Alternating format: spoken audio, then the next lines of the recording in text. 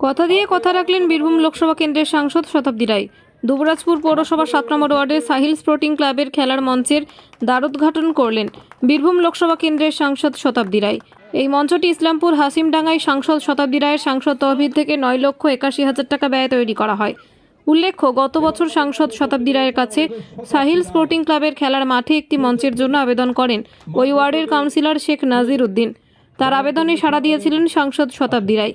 শেষমেশ তারই সাংসদ তহবিল থেকে খেলার এই মঞ্চটি তৈরি করা হয় এবং আজকে উদ্বোধন করা হয়। পাশাপাশি সম্প্রীতির মহিলা ফুটবল খেলা হয় বাহিরি ঐক্য সম্মিলনী বোলপুর এবং রাজনগর সিজা ইন্ডিয়া ফুটবল দলের। এদিন শুরুতেই সাংসদ শতাব্দী রায় ফুটবলে কিক মেরে খেলার সূচনা করেন।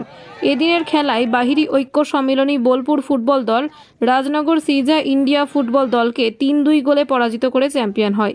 এদিন উপস্থিত ছিলেন জেলার সরকারি আইনজীবী মলয় মুখোপাধ্যায়, দুবরাজপুর থানার ওসি তপাই বিশ্বাস, দুবরাজপুর পৌরসভার পৌরপ্রধান পীযূষ পাণ্ডে, উপপৌরপ্রধান মির্জা শওকত আলী, জেলা পরিষদের খাদ্য কর্মাধ্যক্ষ অরুণ চক্রবর্তী, সদস্যা মুনমুন ঘোষ, দুবরাজপুর ব্লকের যুগ্ম আহ্বায়ক রফিউল হোসেন খান, দুবরাজপুর পৌরসভার কাউন্সিলর শেখ নাজির উদ্দিন, মানিক মুখার্জি, সনাতন পাল, বনমালী ঘোষ, বুলটি চক্রবর্তী, সুভাষ মেটে, বিশিষ্ট আইনজীবী স্বরূপ আচার্য, বিশিষ্ট শিক্ষক অরিন্দম চ্যাটার্জি, বিশিষ্ট সমাজসেবী প্রভাত চ্যাটার্জি সহ Islampur Abdul memorial junior high school ও কলুপাড়া প্রাথমিক বিদ্যালয়ের শিক্ষকগণ।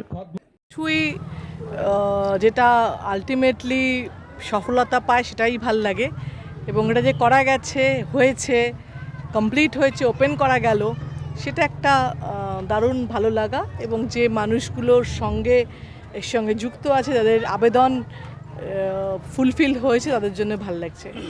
আমাদের মাননীয় সাংসদ শতাব্দী রায় মহাশয় আমাদেরকে কথা দিয়েছিলেন, এরকম একটা মঞ্চের কথা আমরা বলেছিলাম, উনি কথা দিয়ে কথা রাখলেন।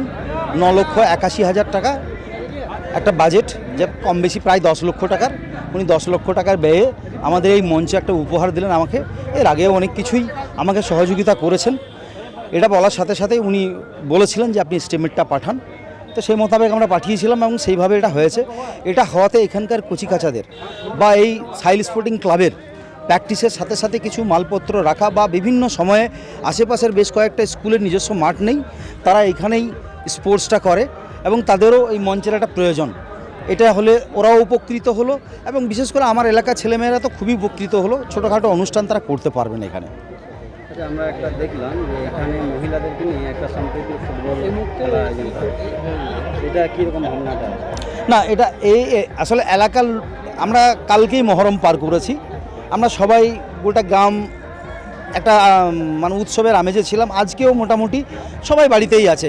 মহরমের পরের দিন কি হয়, অনেকে বাইরে কোথাও যায় না, এবারে সেখানে মা বোনেরা বিশেষ করে বাড়িতে থাকবে, তাদের কথা ভেবে চিন্তে একটা মহিলা ফুটবল একটা প্রদর্শনী ম্যাচ, কোনো টুর্নামেন্ট নয়, একটা প্রদর্শনী ম্যাচ করলাম।